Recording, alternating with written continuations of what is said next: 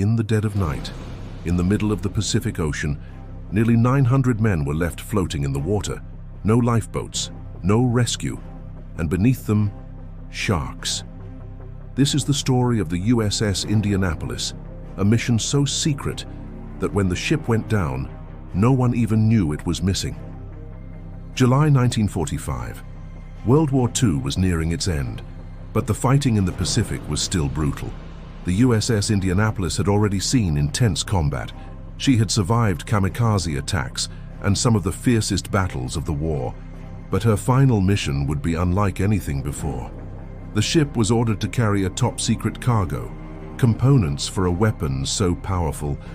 That weapon would become the atomic bomb. The Indianapolis transported enriched uranium and critical parts of the bomb known as Little Boy. The crew had no idea what they were carrying. They were simply told, deliver it fast and deliver it alone.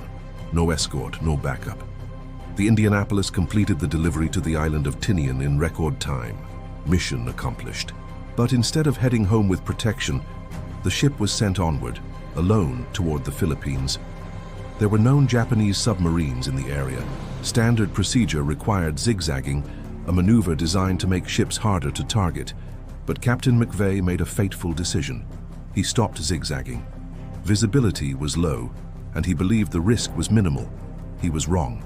Just after midnight, on July 30th, 1945, a Japanese submarine, the I-58, locked onto the Indianapolis.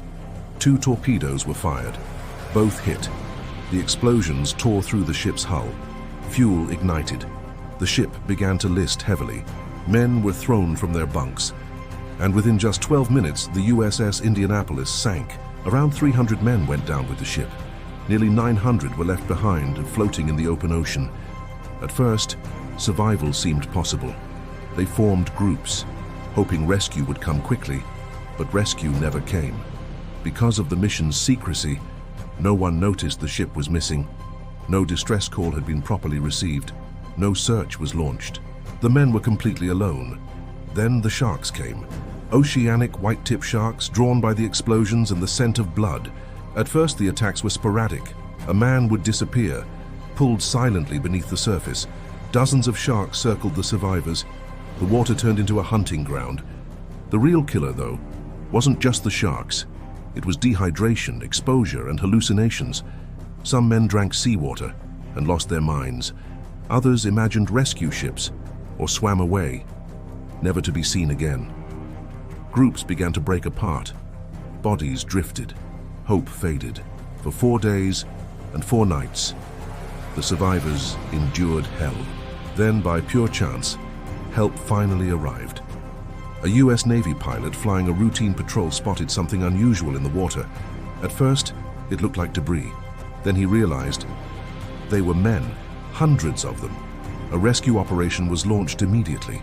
Planes landed directly in the ocean, just to pull survivors out. Ships rushed to the scene, but it was too late for most. Out of nearly 900 men in the water, only 316 survived. The tragedy of the USS Indianapolis didn't end with the rescue. In a shocking move, Captain Charles McVeigh was court-martialed. He was blamed for the sinking, for failing to zigzag. Decades later, in 2000, Captain McVeigh was finally exonerated, but the damage had already been done. Their story remains one of the most haunting naval disasters in history, not just because of how the ship sank, but because of what came after. Hundreds of men left alone in the vast, unforgiving ocean, waiting for rescue. That almost never came.